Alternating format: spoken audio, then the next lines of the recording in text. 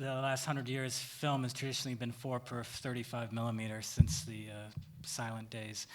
And there were proposals to change that even when sound first came out in 1927, 28. There was a thought that film should be rethought just as sound was a new thing. So there was all sorts of new formats that appeared in 1930, and 2-perf was proposed, but no one attempted to make a 2-perf camera then.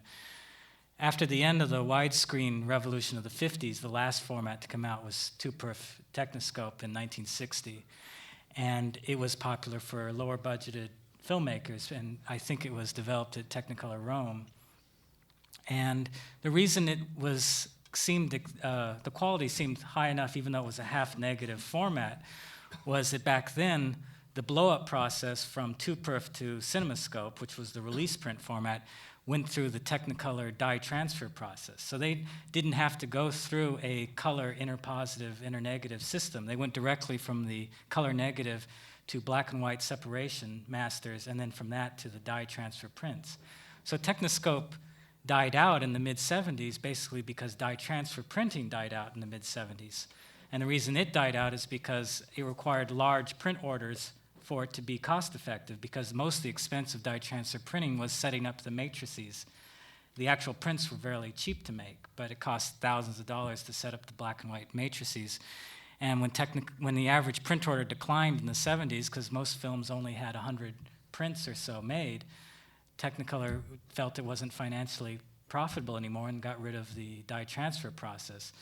And once it became Eastman Kodak internegative, interpositive system, the costs went up for blowing it up, and since Technoscope was a sort of lower cost format, a lot of filmmakers no longer felt it was worth shooting 2-perf.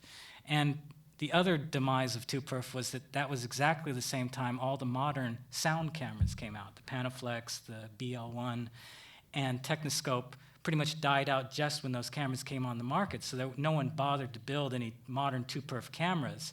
So you were stuck with what Leone had, which were mostly MOS cameras, Mitchell's and Arri 2Cs, I think, and some Camaflex Eclairs. So it's only recently that 2-perf has made a reemergence because digital intermediates have become the norm, and there's a lot of scanners that can handle 2-perf material. And size of the negative is actually not much smaller than 4-perf crop to 240. It's only the difference between using the full aperture width and the Academy aperture width of the negative. So the overall negative size isn't much smaller than 2 or 3-perf crop to 240. Super 16 appeared in the late 60s by Rune Eriksson in Sweden, and took off there, and it became more popular, I think, in Europe than the United States for a long time. Just like color negative photography in 16 was more popular in Europe than the United States because of lab issues and other things. 3-perf sort of was proposed back then in the 70s, and there were a few films shot in that format. I think Rune Eriksson was also one of the pushers of that format.